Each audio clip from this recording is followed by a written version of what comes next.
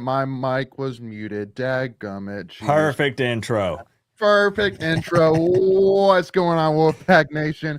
Welcome to another edition of the Tuffy Talk live show, Thursday night edition, and NC State football preview edition as well. You got myself, Layden Smith here. Got Coach COOP here from repping the Miami, repping the U for sure. So, Coach COOP, appreciate you jumping in with us, man. It's going to be a fun one today. So hey, appreciate y'all. I'm excited. I just want to go ahead and warn you, I'm all jacked up on Mountain Dew. So that's the version you're getting of me tonight. Love it. Yep, and you got Greg the Leg as well, tuned in What's from Miami right now, man. So are you in Miami right now, Greg? Outside of Miami? Where are you at? Coral Gables. Close enough. Gables. Close enough.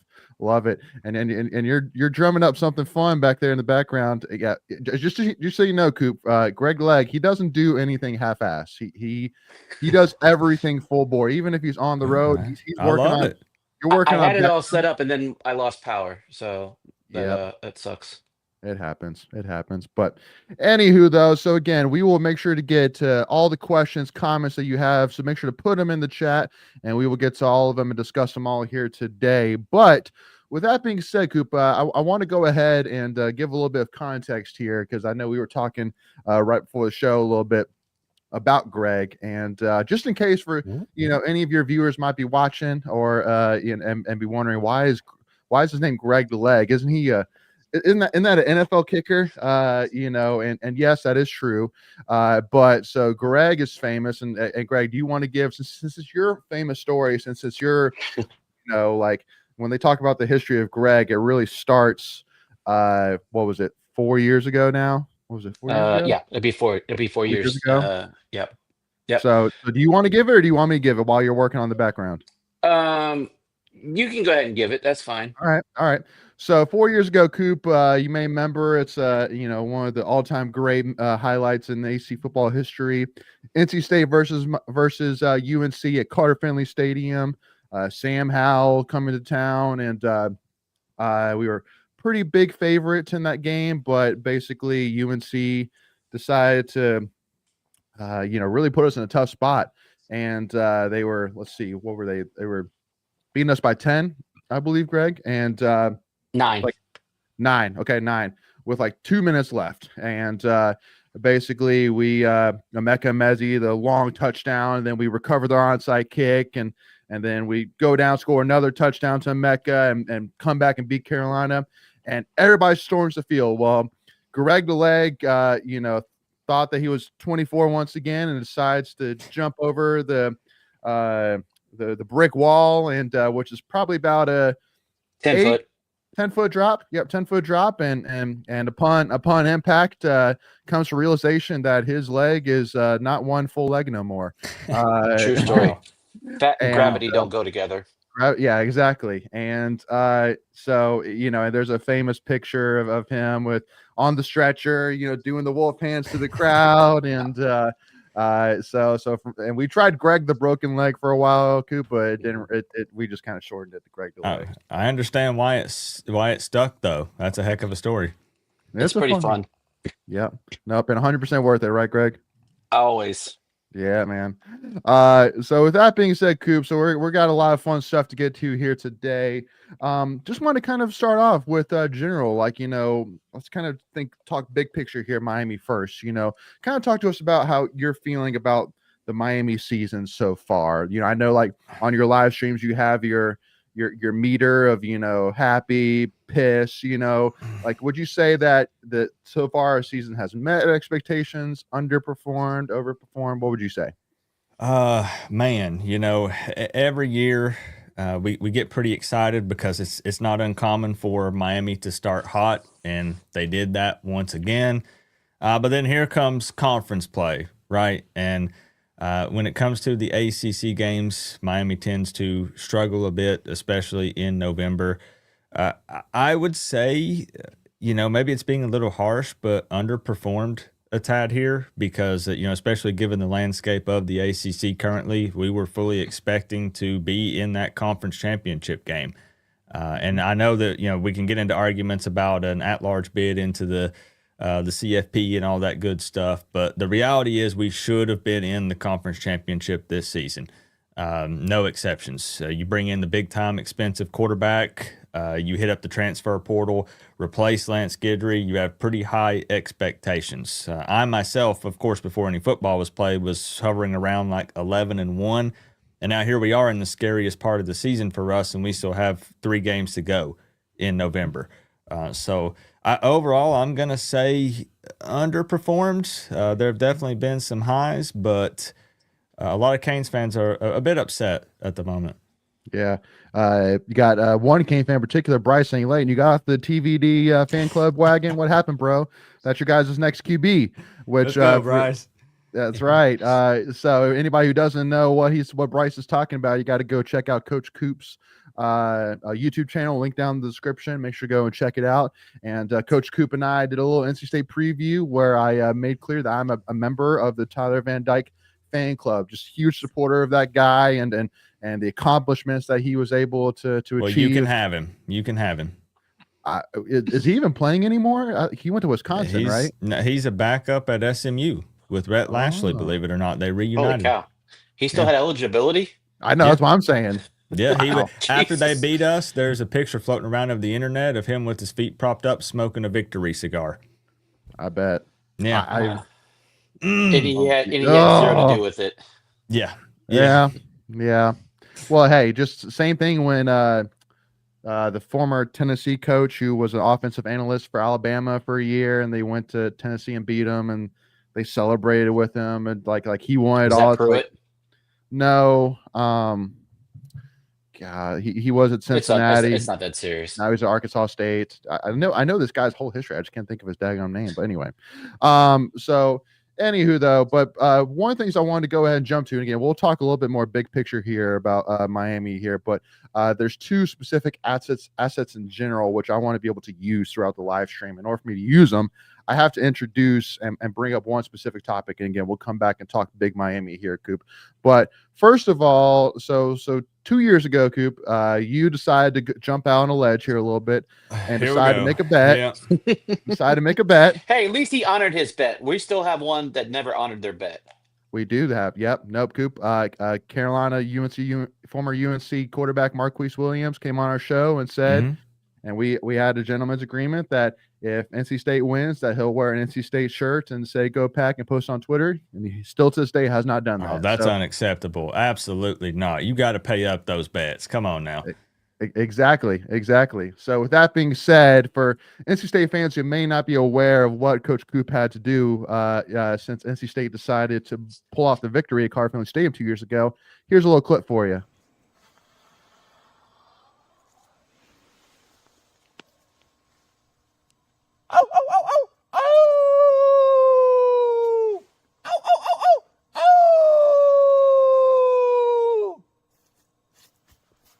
on. Let's get inside.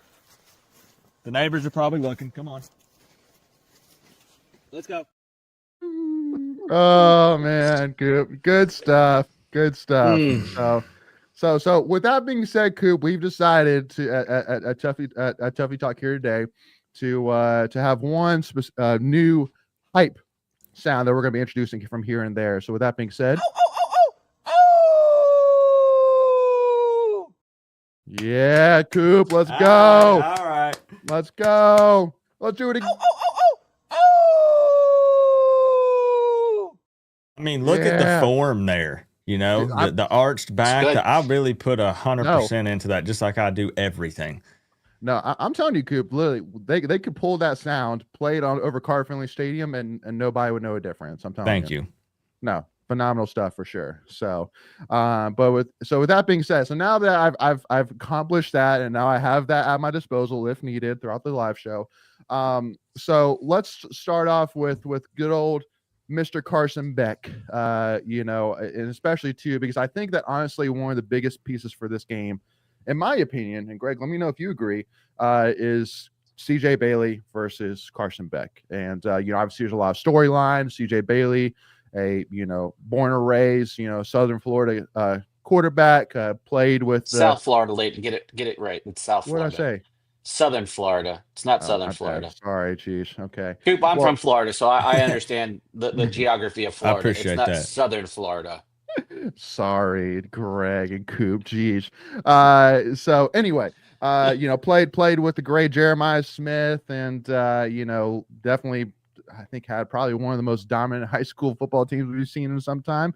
But you know, NC State offered him. He decided to commit to NC State late in his high school recruitment. Miami decided to offer and kind of make a little push for him. We held on to him strong and kept him. And, you know, now he's for the first time going back to Miami to play. And his quotes this week, Coop, I don't know if you've seen any of his quotes, you know, after practice, but kind of gave probably the political approach and saying, hey, you know, it's another game, you know, it's another game, another opportunity. But I don't know, Coop. Do you think that there's a little bit of extra fire in CJ Bailey for this game in particular, or do you truly think that this is just another game for him? No, I think there's got to be, right? I mean, it's one of those things. You got the player speak and the coach speak and stuff. As you said, you're going to give sort of the generic safe answer. I think, you know, obviously he wants to go out there and make a fool of Heatherman and this Miami defense, and it's such a big opportunity for him. You know, you brought up Carson Beck. I got nothing but respect for CJ Bailey, and there's a ton of Miami fans that would actually love to have him on the roster right now, or maybe even next year when that portal opens up. You know, just saying. But he's super explosive. Like we're fans of Carson Beck, and of course we're going to play him. We spent the money, and he's a veteran, but he's a much more kind of just. I guess safe quarterback. With CJ Bailey though, man, I think that dude's a baller. He's legit. Yeah. Well, I mean, so are you telling me, Coop, that if you had your choice between Carson Beck and CJ, you would still stick with Beck? I say this season in this moment, believe it or not, yes. I think that I would. Now, I might have to retract my statement that you called me out on a couple of hours ago when we filmed our video about me saying I would pass on CJ Bailey. Depending on what that quarterback room looks like next year, you know, we got a couple of young guys. I can't say that I would turn down potentially, you know, a CJ Bailey to Miami. Yep. All right. That's fair. Well, and, you know, would you say that there's, you know, for next season, Coop, would you say there's any quarterbacks that you would prioritize over a potential CJ if CJ were an option? I mean, right now, no. I know a lot of people are linking Lenora Sellers to Miami, the South Carolina quarterback. I know that's a trendy topic right now, but I would take CJ Bailey over that guy as well. I just love his size, the 6'6" frame. You know, he's able to extend plays. CJ Bailey would actually be probably up towards the top of my list. If available, of course. You know, all hypothetical. Maybe he stays at NC State, you know. Yeah.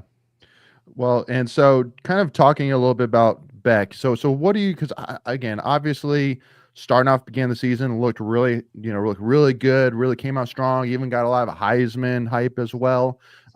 It's kind of tinkered off for sure. I think it was SMU, I believe he threw 4 interceptions, if I'm not mistaken. What do you think it is, Coop, that you feel like is kind of off with his game right now, that we're not seeing the 300-yard games, 4 touchdowns? We're not really seeing that right now. What do you think it is? I think some of it, and not to shift the blame off of him, because he's got to play well. He's not been playing up to the expectations set on him. But I feel like Shannon Dawson hasn't been helping very much, and the run game hasn't helped very much lately. It's been a bit underwhelming compared to what it was early on. Some teams kind of figured Miami out. And I think it puts him in a tough spot. We lost C.J. Daniels, who would have been one of the more explosive wide receivers. Yes, we have Malachi Toney, but again, you got Shannon Dawson over here calling a bunch of runs up the middle and wide receiver screens. We're not really getting super vertical and going deep. And I think that, a lot of it for me, I would assume would kind of be mental. He had that little bit rougher season last year. And then when he had the game where he threw, 3-4 picks, maybe possibly got in his head a little bit. But Shannon Dawson, I feel like, hasn't been doing him any favors. I think he needs to he's going to have to put a little more trust in him. If he throws a pick or two here and there, yeah, it hurts, but you're going to have to give him some more trust and let him go out there and let it rip. I don't think that it's anything to do with the elbow. That's a popular take that keeps popping up. Maybe it's kind of bugging him a little bit, but I've not heard anything from anybody to confirm that would be the case. That's fair. What you got, Greg?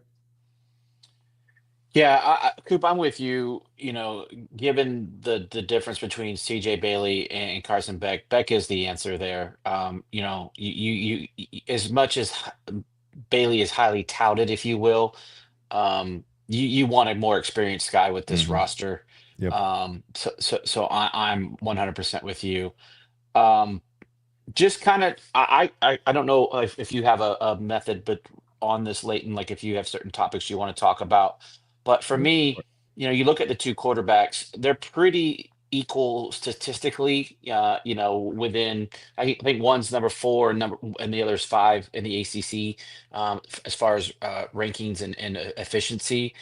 But I did a podcast with another Miami guy yesterday, and for me, this game is going to boil down to the defensive side of the ball, and I feel like this is where Miami has the edge.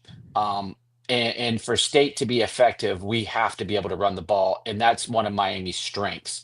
So just kind of talk to me, like Miami.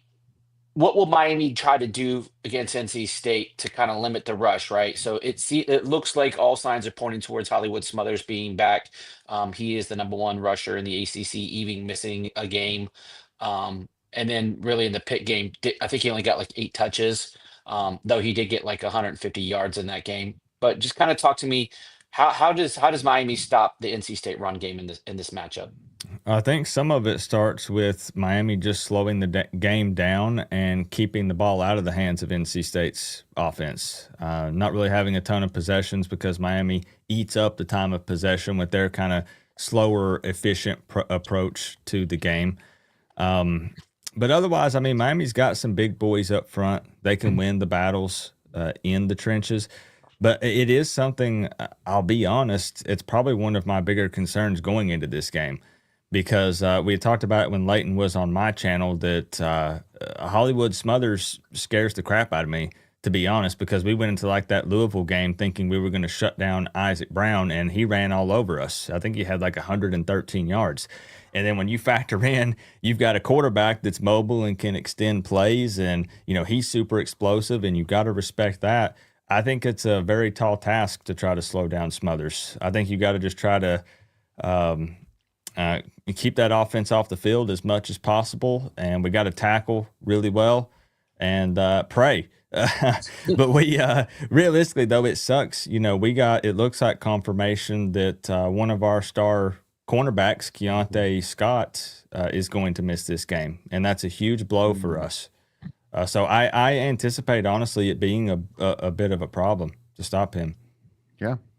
Well, and Bryce says right here, that we can afford to start slow, but that goes directly against what you said, Coop, in your video, and what we said in our video about. I mean, and maybe you could talk a little bit about it here on our live show here. But I think in our opinion, I think you would agree with me on this, Coop, that there's two different litmus tests on how this game is going to go: who scores first and who's leading at halftime. In my opinion, who grabs the bull by the horns from the get go, and then who's the one taking the momentum into overtime. Who's the one that's forcing the other team to try and figure out how to overcome.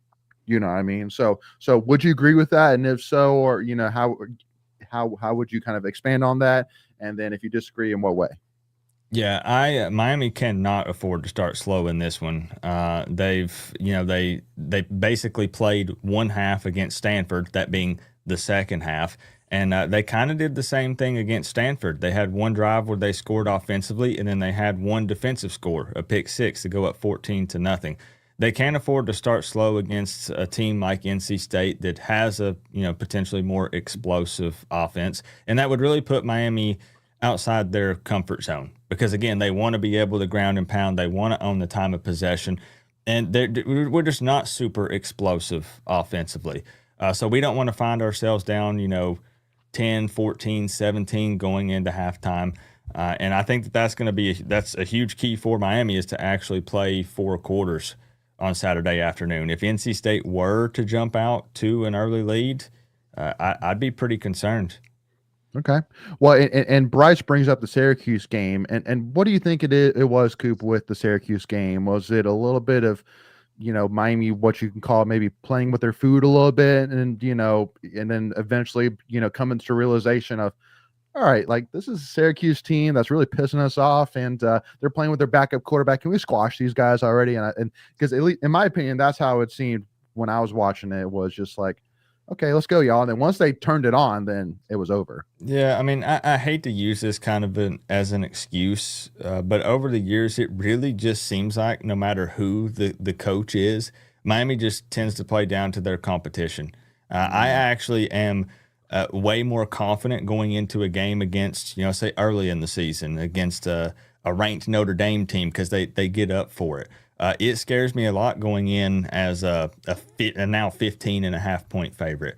And I think that's just a huge part of it. For some reason, they seem to just lack this focus or motivation, again, especially late in the season, against what would be, it's not a personal shot, but considered an inferior opponent, 7-2 Miami versus 5-4 NC State. That's just my opinion. Well, with that comment, I mean... No! What? I felt like you had another one in the chamber. I didn't know when it was coming, but I knew there was going to be more than one. What? Inferior? Come on. Let's be real. Like, I'm not. I'm just keeping it real, right? I wouldn't say inferior, but the Miami is the more dominant team. Yes. If State beats Virginia Tech, which they should have, and they don't crap the bed against Duke, you're looking at a 7 win team also. Now again, we didn't do it, so and not to make excuses, we're down 5 or 6 starters that on defense that began the season, and we weren't, and that was already going to be our weaker side of the ball. Again, not to make excuses, every team has injuries. You've already mentioned a few, but inferior. I mean, we just beat the number 18 in the country 2 weeks ago. Yeah, so, you're not wrong. To be fair, you beat Virginia, you beat Georgia Tech, and Miami's over here losing to teams as a 2-touchdown favorite. So I mean, you're not wrong there. I got to give it to you on that. Yeah, but again, it's different when you're playing on the road. State is definitely struggle. We lost Leighton. That's probably not a bad thing, but he didn't hear me. But as a whole, State has struggled on the road this year. We did beat Wake Forest, which they're an okay team, but just kind of talk to me.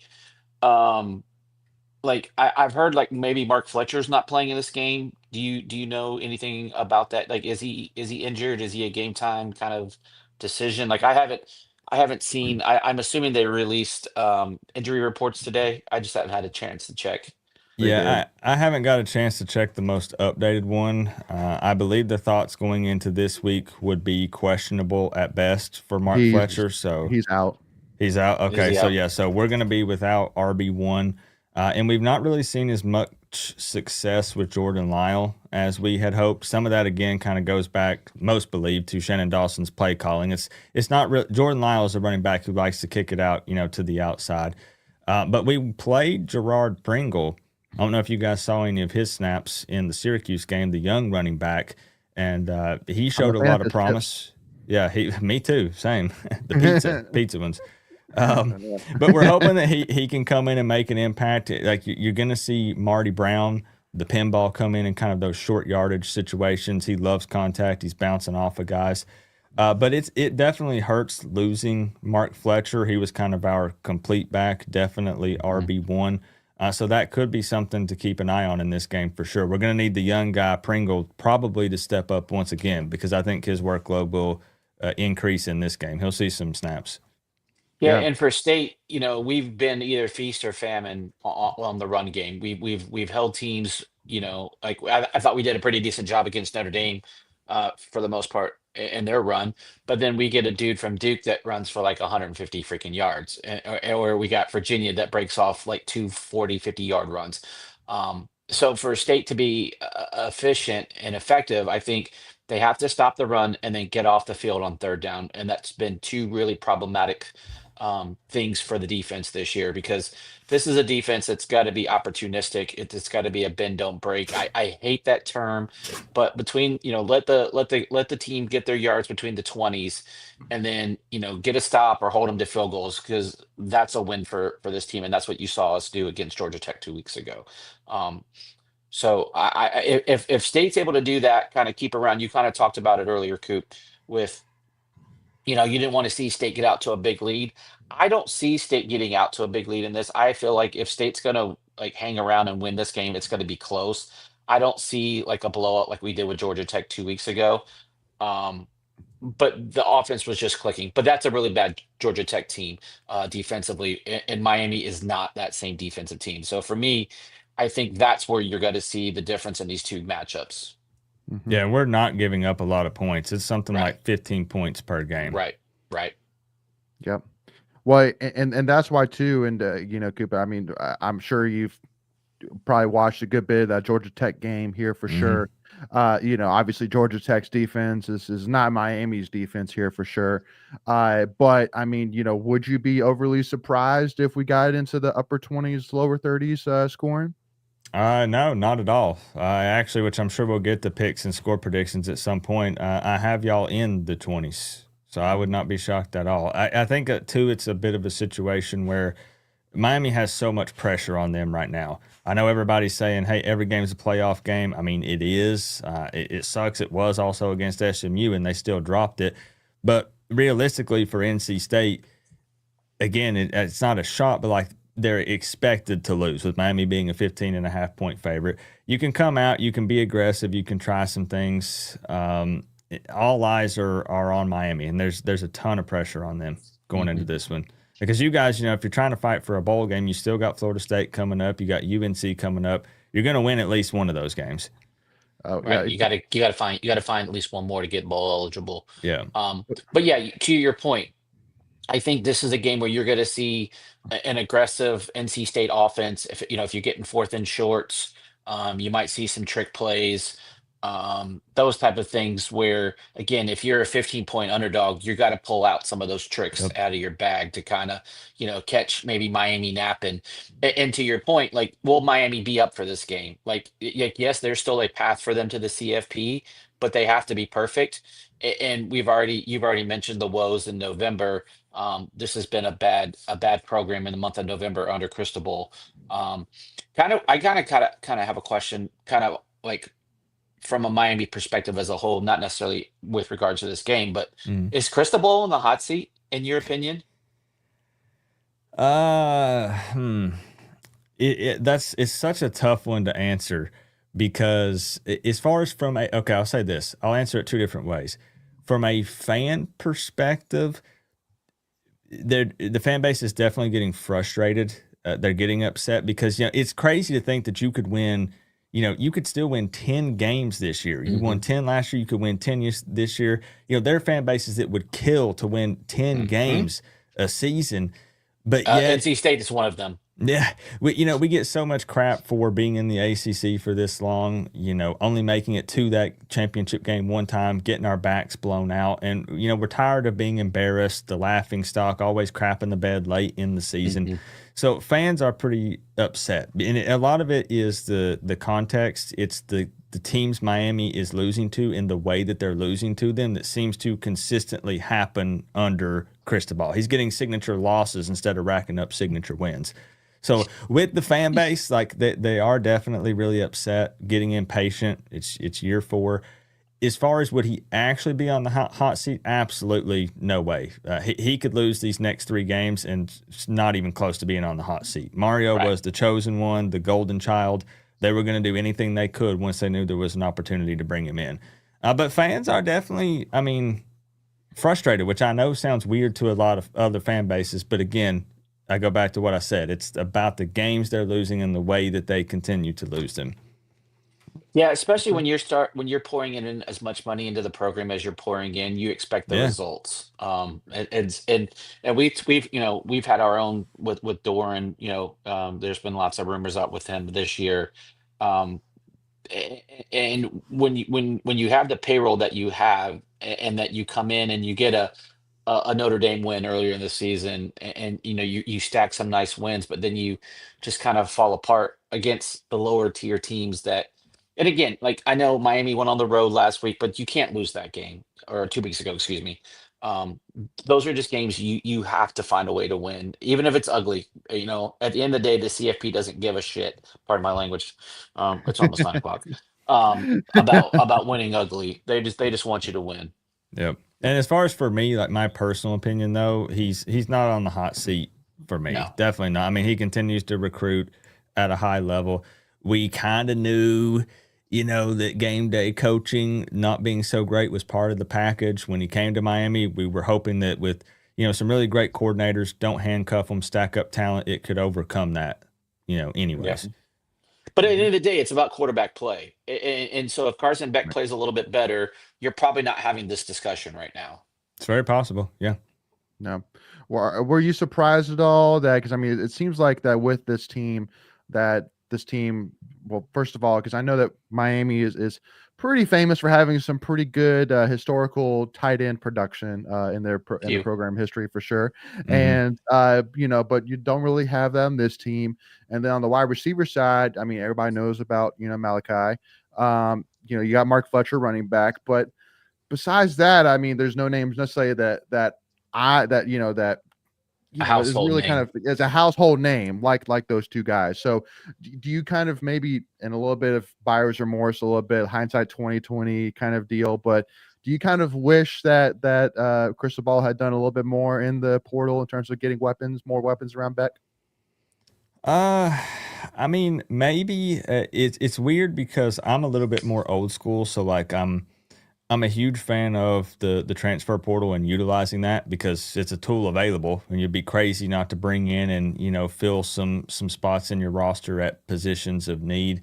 But for me, I feel like he's attacked it pretty well. I think sometimes I'm torn on the way that Dawson is calling some of these and using the talent, and then maybe we have a bit of an issue with the talent evaluation. Some guys that are coming in and underperforming. And we have some younger guys that were really hyped up, blue chippers, 4 and 5-star guys that are underperforming as well once they're under the lights and they get an opportunity to play. And they're just not playing up to the expectations put on them. As far as him bringing in guys, again, when you look at the roster, it's super talented on paper. So I'm not really sure. That's honestly, it's a tough one for me to answer. I'll be honest with you. Yeah. Well, and let's talk about the offensive line specifically too, because I think that's another position, especially over the last 2 years. Put a lot of money into that. Exactly. Yeah, a lot of money. I remember even 2 years ago specifically. You brought in transfer from Alabama. But Cam Ward, obviously being Cam Ward, Mr. First overall pick, rightfully so, the The playmaker unicorn. himself. Yep. Yeah, the unicorn. He definitely probably put, lipstick on a lot of the pig like performances that we saw probably last season, and especially now with Carson Beck being not the mobile character that Cam Ward was. I mean, what do you really have to say, Coop, about the offensive line? Is it injuries that we're not really seeing here, or what is it? I mean, I think overall it grades out pretty well. But we just, we have such high expectations. Everybody's hyping up the Great Wall of Mirabal. Mario Cristobal played on the offensive line, that. so of course it means everything to him. And he's getting in there down and dirty with these guys when it comes to coaching. But it has been at times a little bit underwhelming and frustrating to watch. Like if you go back and record the game and you go play by play, you have guys like at center with Brockermeyer who's just getting his ish pushed in some of these games, and it's very frustrating. So I don't know. At times, it seemed a little bit overhyped and a tad underwhelming for me, just to be real. That's fair.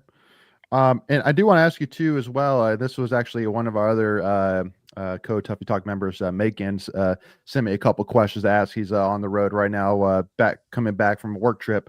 And one of the questions he asked is, obviously we've, just like you said, Coop, this season, over the last few seasons, you've seen a little bit of Jekyll and Hyde from Miami. You've seen the really good, you've seen the really bad. Obviously the really good this year, taking care of Florida State, which again, we'll talk about Florida State and Carolina, some rivalry talk here in a minute. But then obviously the bad with the Louisville, the SMU, etc. Where would you say the true Miami is on that scale in terms of the good and the bad? Like, would you say it's that the SMU at Louisville performance is the outlier, or would you say that the best performances I've seen is more the outlier? I mean, I still think this Miami team is pretty freaking good and could hang with just about anybody. I want to say it's more kind of an outlier with those poor performances against those two teams. I mean, because when you look at those games, like, let's be real, they did lose them at the end of the day. Losers lose. There's no reason to sit here and me make a bunch of excuses, but you lost by 6 and you lost by 3.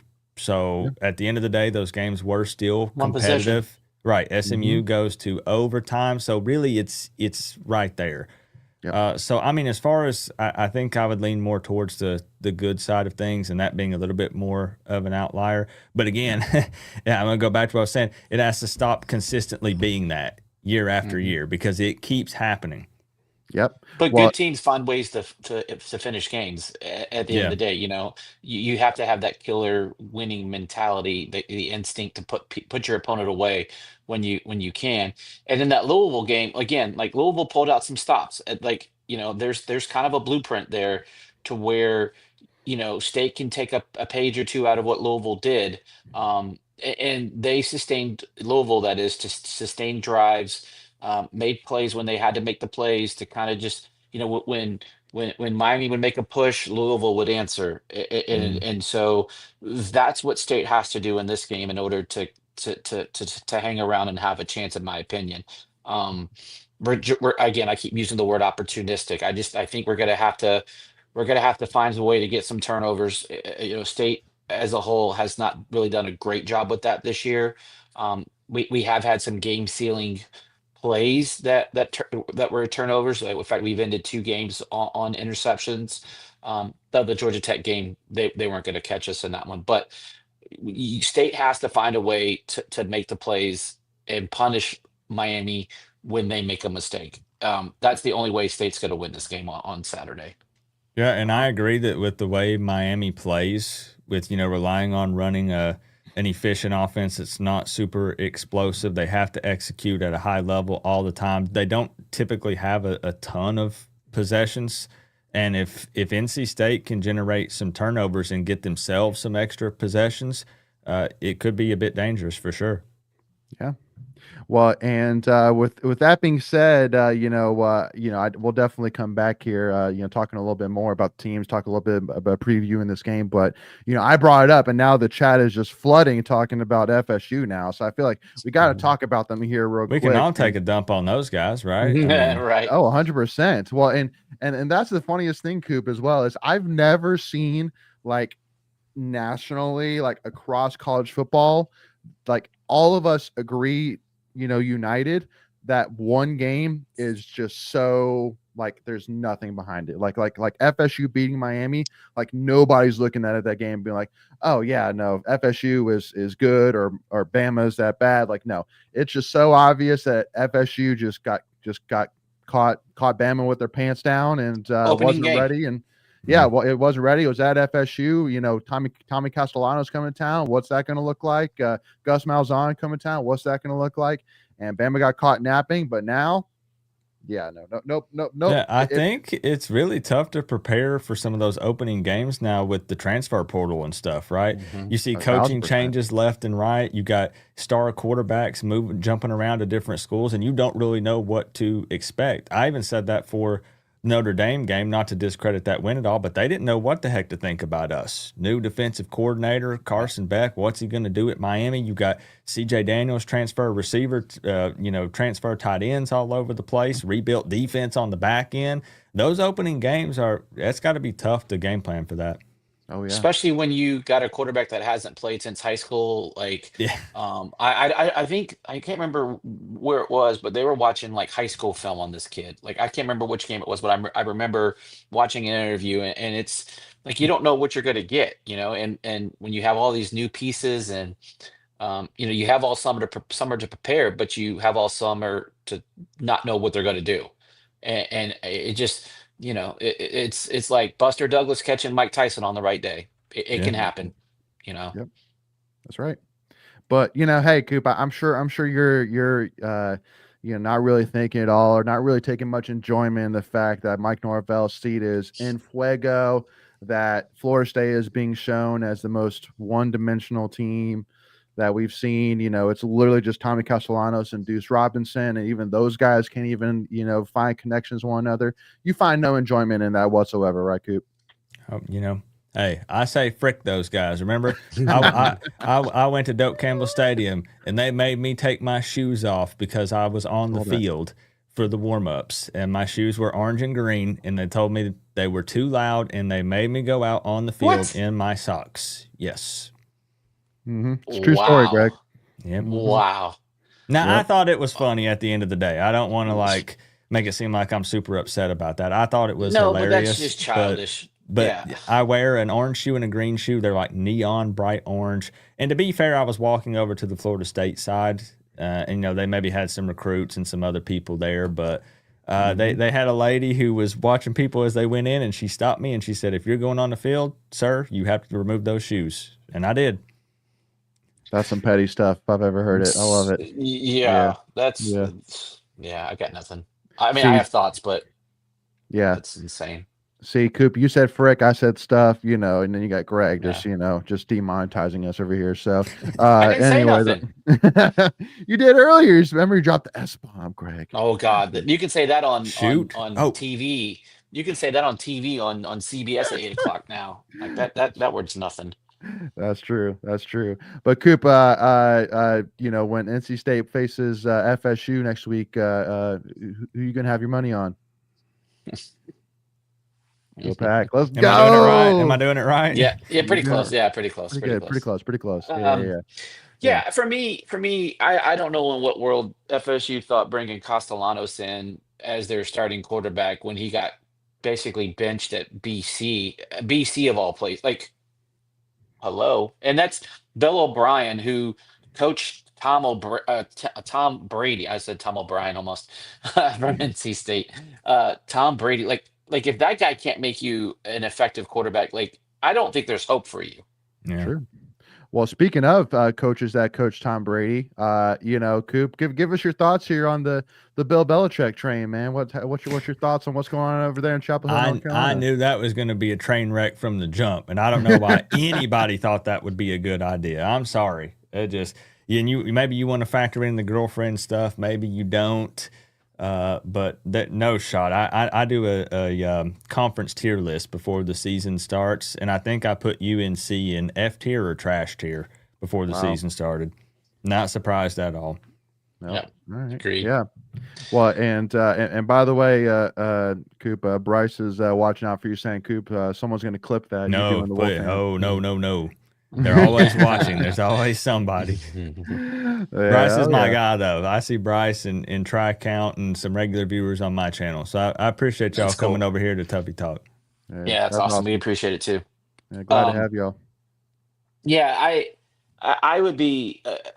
I think the nice thing is this is State's last road game of the season, so we'll have 2 home games to finish it up. This is Miami's last home game, senior day. How much of that do you think is going to be a factor for this team, for Miami to kind of send their guys out? I know it's way different now with senior day. Most of them, unless you're a walk on or third string guy, most of them don't even spend all 3 to 4 years with the program. But how much do you think that's going to play into the hype machine? Right. I do think that it is somewhat of a pretty big factor, though, because especially with the way that Mario approaches running the program, and, he talks about culture and finishing strong. That really pissed him off whenever Fran Brown made that comment about, we had Miami ready to quit at halftime. And I believe he specifically brought that up and talked about it. And I think for him, finishing strong, yeah. In front of the fans at home, like you said, last home game before you got to travel away to Virginia Tech, away at Pitt. So you definitely need to secure that victory there in that final home game. And like you mentioned, there are some guys that are transfers and stuff and all that, but I do think it plays into it. And I think it's a pretty big deal for sure. Yeah. Well, and Coop, because Greg, remind me, is this your first time to Miami? No. Okay. No, I was there in the game we got screwed against Miami when we recovered the fumble punt, but the guy's helmet got ripped off and they called us for an unsportsmanlike conduct. And then that game, Devin Carter couldn't catch a cold. And I love Devin Carter, but he had some bad drops in that game. So State should have won that game. State should have won like the last 3 games. I know we got you guys 2 or 3 years ago at Carter Finley, and then we should have beat you guys the COVID year. We kind of crapped the bed. But State Miami's is given us some good games as of late. They've been entertaining for sure. So I have appreciated. It's really, honestly, we've played Miami more than we've played like Pitt. So the way that the ACC does the schedule is just so ridiculous. There's no rhyme or reason to it. But it's kind of become a little low key. I wouldn't call it a rivalry because there's just not a ton of history.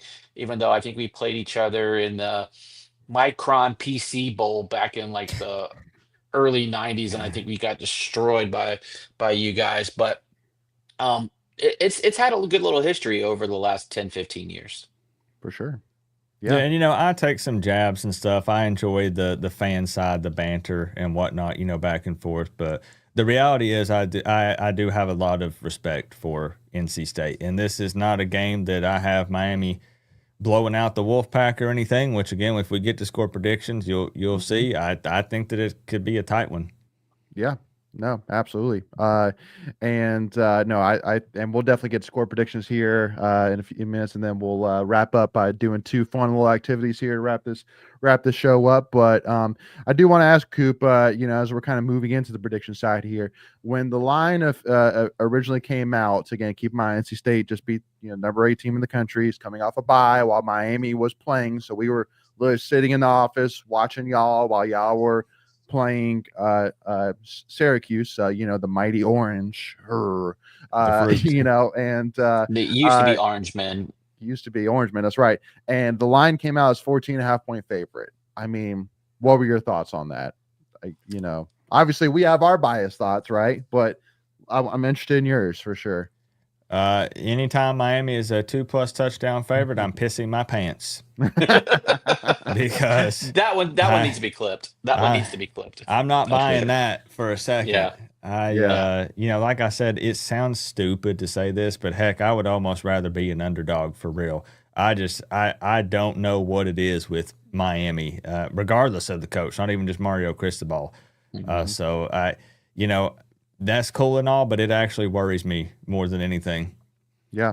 Well, and again, and I asked Greg, a minute ago if this is his first time to Miami for a football game, and because I mean, I am curious. I've not had the honor of attending a game at Miami yet, but I mean, how much of a swing do you think in Vegas's eyes that a home game at Hard Rock gives? Where would you kind of say it is in terms of adding an edge to They Miami take versus away playing neutral? points. I mean, I'm the Miami fan that tries to be pretty blunt. I mean, it's easy to lean into the fandom. I want Miami to win. I bleed orange and green.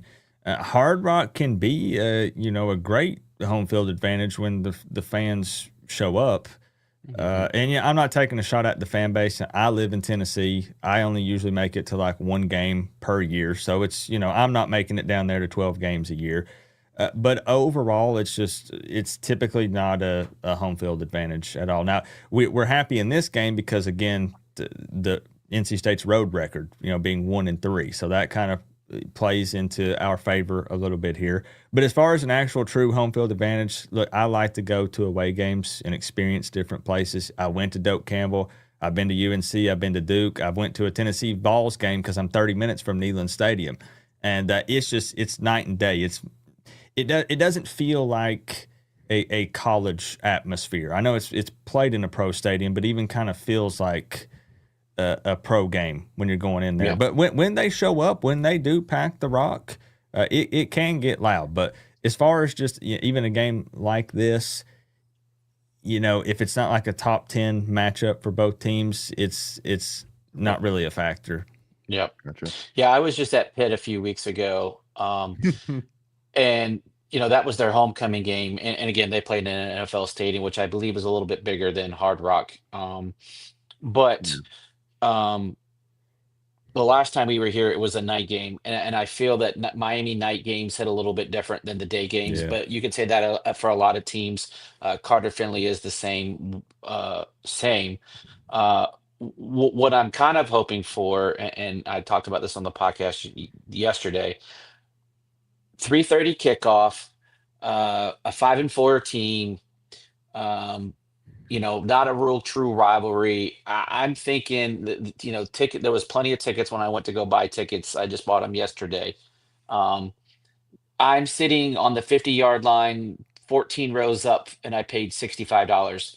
There's no way in hell you're paying $65 to sit at the I 50-yard mean, line at Carter Finley Stadium. that is kind of a plus if you like to go to the games. Cheap tickets.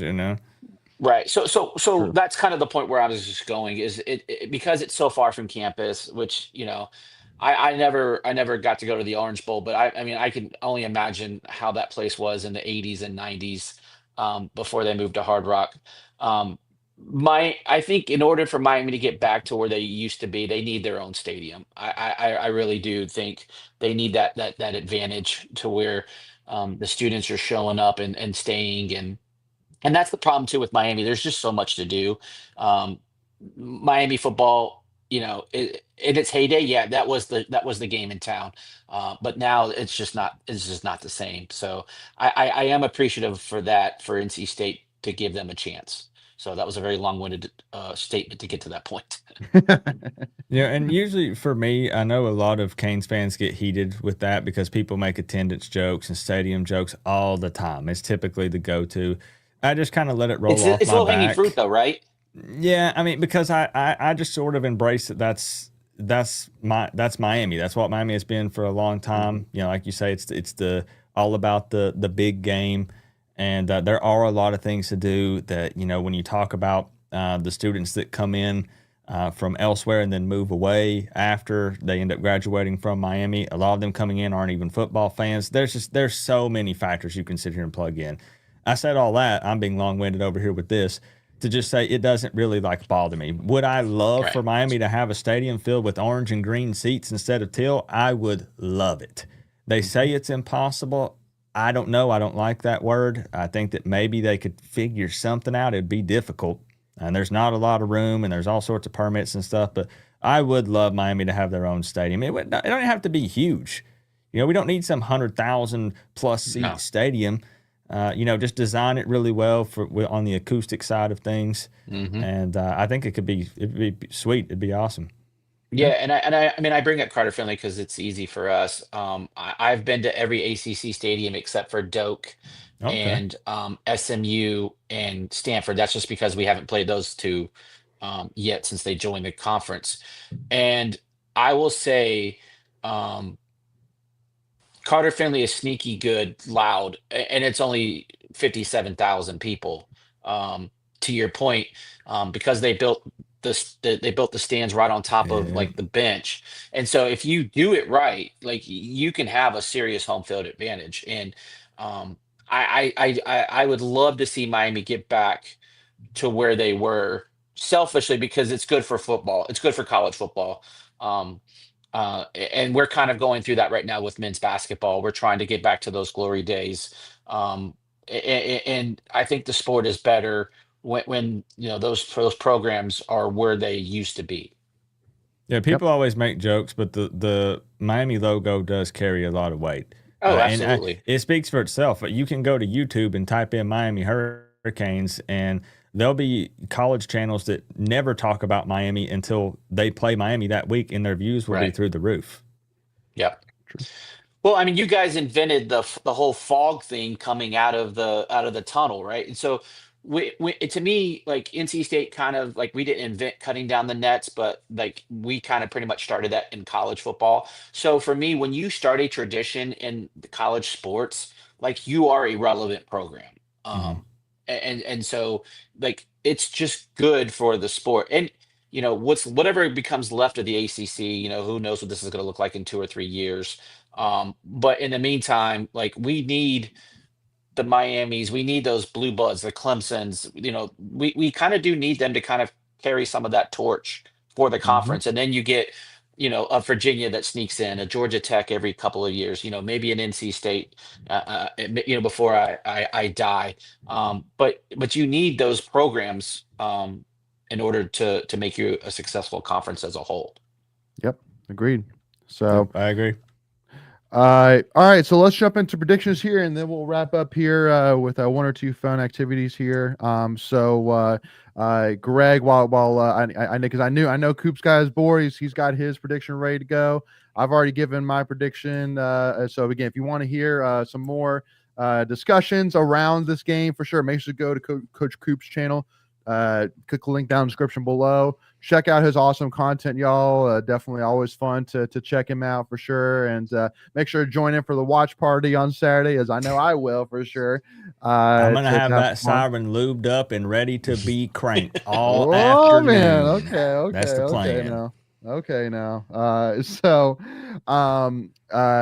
But also too as well. Again, we actually just recorded a video earlier today, actually, so make sure to go and check that out.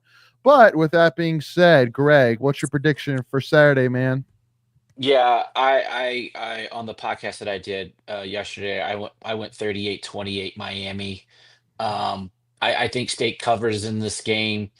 I don't know if we have enough offense to handle Miami's defense. Like I said, if we can get something, opportunistic, if we can pull all the rabbits out of the hat and have some fun tricks, maybe there's a way. Um, but I think State does have a lot of confidence after that Georgia Tech game. I just think our struggles on the road, there's something to be, and CJ coming home does worry me. I feel like he might try to do too much, just to kind of show out in front of his friends and family. So for me, that's why I went 38-28. That's a Fair. great point. I never thought about it the opposite way. I talk about the impact of him coming back home and showing out, but then you bring up trying to do too much. I didn't even think about that angle. Mhm. Yeah. And for look at you, yeah, that's right, Greg. Bravo to you.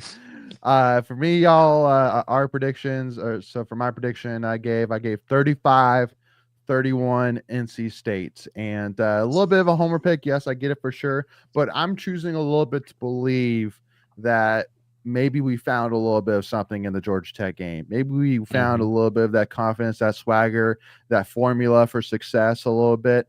because we talked about it on the video as well. But Greg, obviously NC State defensively, we really simplified things down a They lot. have. And offensively, we've really tried to find ways to make things simpler for CJ with pre-snap motions to try and identify defense a little bit easier, kind of force him to make a decision before the ball is even snapped on where he's going to go, which I think will help him a lot. So, but also too, as well, with the fact that, Doran has these acts of starting off season slow, but then finishing strong. And, and also too, because Miami is still one of the few ACC stadiums that Doran has played at that he has not won at. So, I think, he's You're not. I mean, you're making valid points, but I'm still not changing my pick. No, I get it. No, I thought he was actively trying to convince you. That's what I thought was think happening. We're gonna win. We're gonna win. Look, I'm not saying we can't win, but again, head versus heart, right? And I'm with you, Coop. I try to look at this objectively as much as I can, but at the end of the day, I'm still an NC State fan. And 9 times out of 10, I will pick State. We have to tackle. That's we can't give up extra yards after catch. We can't get in a third and 8 situation and miss a tackle 6 yards in and they get a first down. Like those are just things that State has done throughout the course of the year. That just those trends and those things worry me. Absolutely, yeah. So Coop, what's your score prediction, bud? The Miami PTSD is strong in this one at the moment. But even given that, I do have Miami winning 31-24. So not covering the spread. I got the Canes winning by 7. Like I said, I think it's a potentially dangerous game for us. And I know, I want to see them get a lot of pressure on CJ Bailey. We've really not been getting home with the sacks, but at least get some pressure on him, make him uncomfortable. Don't give him a clean pocket and let him pick us apart like Kevin Jennings did at SMU. And play 4 quarters, man. I don't want to see Miami get off to a slow start because, again, I as a Miami fan, I feel like NC State has the firepower to, to take a lead early in the game if Miami doesn't start strong and start fast. And that's the other thing that worries me too, with as good as Miami's D line is, that CJ has had a tendency to hold the ball too long and not get rid of it. And those are things, again, if he can clean up those things and do what he did against Georgia Tech, I would definitely change my prediction. But again, Georgia Tech's like the worst team defensively in the ACC. So was what we saw from NC State fool's gold because of Georgia Tech's horrible defense. So I just think Miami's defense is too strong, and that's the reason why I'm giving Miami the edge. That's fair. And kind of the same for me when you say that you believe NC State is capable of winning the game. I firmly believe Miami is capable of winning by more than 7. Sure. I just, again, I hate to take that approach, but I do have to see it in a November game against an NC State team that has 5 wins. Do you play down to it? Like, I got to see it. But I do firmly believe Miami will win. Yeah. Yeah. They'll win, but it's by how much, in my opinion, objective Canes fan take. That's the hardest part of being a fan of your team, is being objective. I've gotten caught up in things, and then it's burned me. So I try to be a little bit more level headed in my older years. And when you do this, when you have like a platform, if I pick against Miami, I get a lot of heat. You're not a fan. But then if you get it right, it doesn't feel good to say, I told you we were going to lose because I'm a fan, Yeah. So you're in a very weird position when you go online and you make these predictions and stuff. Like you said, I try to just be objective and just say how I feel. I've got some buddies that are gamblers, and they'll do what they call an emotional hedge. They'll pick State to lose, and then if they lose, they win the money. But if they win, well, we got to win. And how much are you willing to pay for a win? Right. Yeah. Are you willing to pay $100 for an NC State win? At the end of the day, you're still happy. So if you're all about the emotional hedge, that's the way to go. Yeah, that's kind of a win-win there. You're right. Absolutely. Yeah. But I got a couple other predictions here. Tri-Count saying I got Miami 35-21. Bryce saying still not covering. None of these are covering. None of these are covering. 34-27 Miami, 38-27 Miami. So I mean, Coop, does Vegas know something that we don't, or are they going to face a little bit on Saturday? Had to do it one more time, didn't you, Leighton? I'm starting to feel like you like seeing me in my underwear. No, absolutely That's- not. Hey, that was there was no exterior lighting on purpose, Coop. You know that. So no yeah, comment. but yeah, no comment exactly. No, it's So probably safer. that's right. Yeah. So with that being said, Coop, I wanted to wrap this up here by doing one fun little activity here. Obviously, there's two guys in particular that are really famous for doing this, but the the ranking system, the blind ranking system, 1 through 5, one being top, 5 being the worst, or whatever, however you want to classify it. But I picked 5 random Miami football players over history, and I want you to rank them one at a time, 1 to 5, and we're going to fill up the slots as we go and see how you do, and see how the list comes out here at the end. So does that Does make he have sense? to Coop? blind? So is he going to do it blindly? So you're going to give a name, and he The puts it, name. and then Yep. he doesn't know the next name, correct? Correct. Yep. Okay. And then All right. These I'm are always ranking fun. from like top Miami players, I guess, like in history, So or so you can kind of go, one of two ways in terms of maybe, how well they did at Miami, how much they mean to Miami. It's kind of up to you. So I'll kind of let you kind of formulate this list depending on, how you kind of want to take it, and you kind of Okay. talk us through here a little bit, but just have a little fun here a little bit. So we'll start off with one guy in particular that I You don't know know if a dog's coming, Coop. So be ready. He's going to screw you on one of these. So just keep that in I'm mind. about to butcher this. This is about to go terribly. that's okay. Hey, by the way, Tri-Count Greg says that he likes the beard. So Appreciate it. you're doing Appreciate good it. things, Greg. Doing good It's things. my wolf's tail. Yeah, and Bryce, yes, I am 100% part of the Coop fan club. All for it, not a Absolutely. problem. So with that being said, so we're gonna start off with one guy in particular that I don't know if he's gonna be at the game on Saturday or not, but if he is gonna be at the game, Michael he's gonna Irvin. look. I already know the name. Greg, you are You gave it ruining my away. fire, brother. You You gave are it ruining away. it. You I- gave it away. My That man. was kind of obvious. Yeah, it I was. know, Right? but again, Yeah. but I all right. Hey, you know what, Greg? I had a fun little thing I was going to add to it, but it's fine. All right. So Coop, where would you put Michael Irvin? 1 to 5. But let's set the ball here right now. 2. 2. Good Okay. spot. That's a good one. That's a good safe one. Yep, that's a good one. Yep. All right. Next one, Kellen Winslow. 5. Jail. Yeah, I was gonna say I'm gonna go out. I'm not just copying it. 5 is the number that came to mind. 100%. Okay, that's good. All right. Frank Gore. Man, because there's a name I'm waiting for that's possibly on this list. I feel like Gino Toretta's coming. I'm gonna say Coop, you're not wrong if you say 1. Now I'm gonna say 3. I'm gonna say 3. Wow, okay. All right. But- All right. You might be happy you did that. We'll see. I'm actually very curious if you go woo, or if you go ah. All right. So here we go. Ray Lewis. I've said 3 and 5, right? So And 2. You got 2, 3, and 5 taken 2, right 3, now. 5. You have 1 and 4 I left. have 1 and 4 left. Oh, buddy. Okay.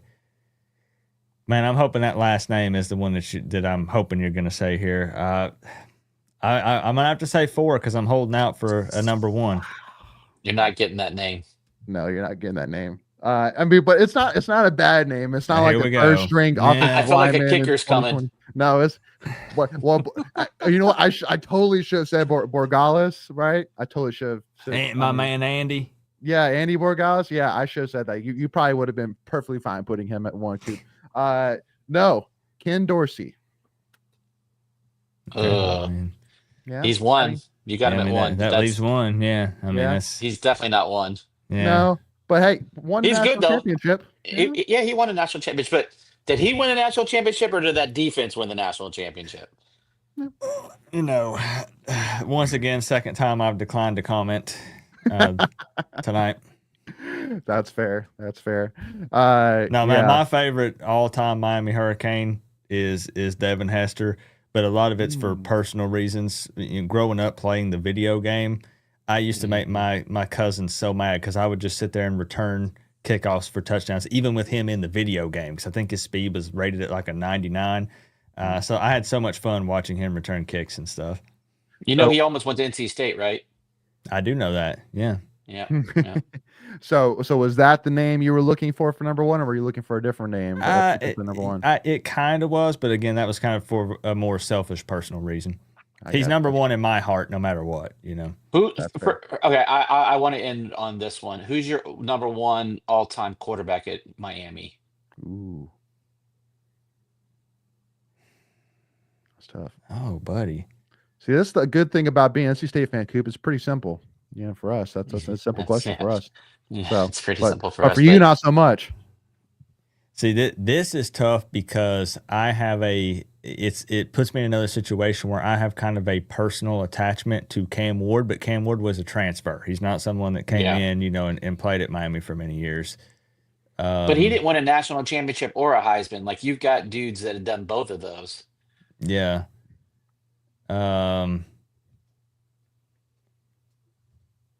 Man, I hate to not be able to give you an answer, but I don't know. I don't really know who I would say is my Ken Dorsey, baby. Because you got to think, for me, I'm in an interesting spot. How old are you? See, that's what I was going to say. Yeah. I didn't grow up in the 80s or the 90s. I've only been following Miami since 2001.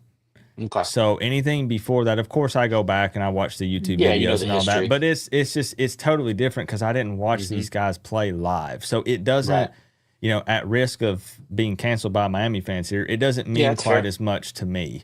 Everything for me, and even when I watched that 2001 game, that was my first time ever watching a college football game, ever. So Miami made like a huge impression on me. But I always remind people I wasn't a Miami fan at the time when I watched that national championship game. So it's really been 02 and beyond since I've been a Canes fan. Yeah. Okay. Yeah, you should do more of the lean years. And I'm not trying I'm not trying to mock that, but you know what I mean. Like, I'm watching Ja'Cory Harris and Tyler Van Dyke and De'Aaron King and the transfer portal era. Who was the guy that came from Ohio State? Began with an M. Oh gosh, Tate Martell. Yeah, Tate Martell. That was the one I was trying to think I did a whole hype live stream about him coming to Miami, and he was going to save us. Yeah, it was. Yeah, for me, so I'm almost 50. So I grew up, in the 80s and, watching, Vinny Testaverde and Jim Kelly and Bernie Kosar are I remember them more in the NFL than Vice College. But you had Steve Walsh, Gino Torretta. Gosh, I'm forgetting a few others on the 80s and 90s. But you guys just had dudes. Dudes. And that's the thing. Dudes. With me not answering, I don't want to make it sound like that those guys weren't huge. I just didn't get to grow up watching them play. Nope, that's fair. Sure. Absolutely fair. It's harder when you just look at stats or watch documentaries because those things kind of sometimes get slanted in one direction or the other, and so it's a lot harder when you don't have the true eye test. Yep. Well, that's why for me and Greg's not this old, but even when NC State fans talk about like a Roman Gabriel, for example, where NC State probably, if you were talking to most NC State fans, you probably have them average probably 3, probably around 3 in terms of rankings. Yeah. But maybe he should be 2. Maybe he should be 2. More, and the argument I would make for him being higher is football was a lot different back then. Correct. It was more of a running game. It wasn't a pass oriented sport like it is now. That's so again that's why I talk about the eye test and not just looking at statistics. But Jim Kelly seems to be a big favorite in the chat. It is. Yeah, Jim Kelly. Yeah, he didn't get the awards and the team didn't win. Did the team win a national championship with him? I'm trying to think. I don't think they did. They may have though. I'll have to go back and look. But yeah, Jim Kelly was really, Bernie. To think that I'm pretty sure Jim Kelly, Bernie Kosar, and Vinny Testaverde were all on the same team. I'm pretty sure that was a thing. And that's insane to think about. Yeah, that's wild. Mm-hmm. Yeah. But anyway, though, so and just for fun, Coop, this might be a little bit easier question, but you have all-time favorite Miami football coach? Or do you decline to answer for a third time? I'm going to say Mario Cristobal. Oh gosh. Come on, man. Hey, when you get them down, don't let them up. Come on, man. That next national championship coming real soon. Just maybe not this year, maybe next year. Okay.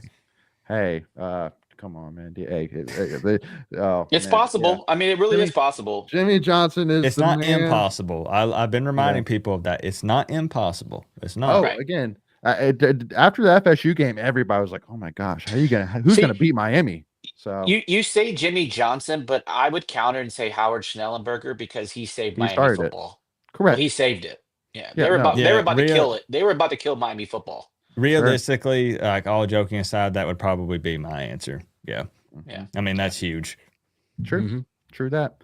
So with that being said, Wolfpack Nation, really appreciate everybody tuning in here. Greg, any final comments here before we wrap things up, Bo? Number 51 in a row will be a win on Saturday. I didn't predict it in the score, but in my heart, it's going to happen. Yeah, Coop. 51 straight home and away games for this guy right here. That's awesome. That is really cool. Yeah. No, there's when I grow up, right? That's what I say. When I grow up, I want to be Greg. So but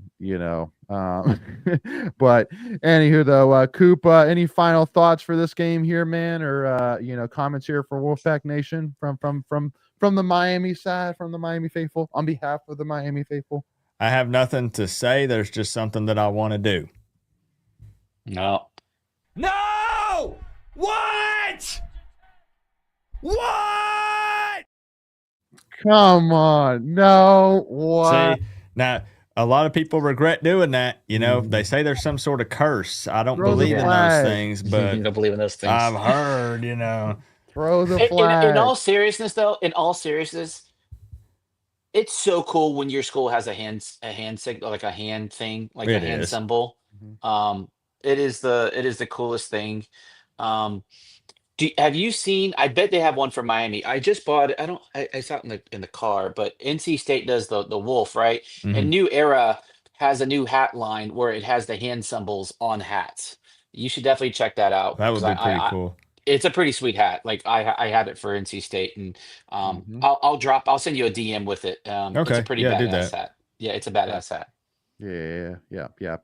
And the best part too about the NC State one is upside down. It looks like more like a horns down than as a wolf's down. Yeah. So So well, I remember like UNC tries it and it looks so stupid when they do it. I'm like, yeah. You're like horns down. Why are you doing horns down for? Yeah. No, exactly. So I do just want to say, Greg, it was nice to meet you because I don't know if we had really got to talk one-on-one. No, like I wasn't that. on the last one. Yeah, no, I wasn't available last time. I always I need to start following you. You always show up in my feed, so I need to just give you a follow because you do make me laugh, and I love the lightheartedness, and when you don't take yourself too seriously, that's pretty cool. Yeah, I was gonna say if Leighton hasn't warned you, I'm known for the crazy over the top intro skits, but a lot of times people on Twitter they think that's all I do. We break it down, we talk football, we look at the stats. I like to reel people in by making them laugh, and I enjoy that. Yeah, if I didn't get to do that, I probably wouldn't do this. Yeah, I'm kind of the clown for us. I say a lot of stupid stuff.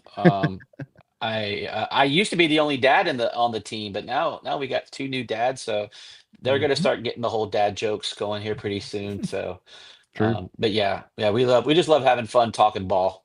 Yeah, no, I'm ready to see Coop what you got planned for the FSU. Sorry for next year's FSU game. I'm ready for it already. So, but with that being, should go check out Coach Coop, all of his amazing content.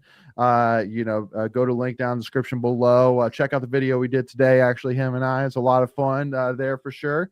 And again, if you haven't already, Wolfpack Nation, for us, if you might as well also hit that subscribe button, hit that like button. If you enjoyed this conversation, we really appreciate that as well. And make sure to check us out if you're listening to us on Spotify, iHeartRadio, Apple Podcasts, wherever you listen to us. Do us a big favor, leave us a 5-star review. We greatly appreciate that as well. Try count all the Miami fans, the Goldie. Appreciate y'all tuning in here. Yeah, appreciate y'all. But always love seeing them stay faithful as well. But with that being said, we'll see y'all soon, and go Pack. And it's all about the Pack, baby. Miami. Let's go.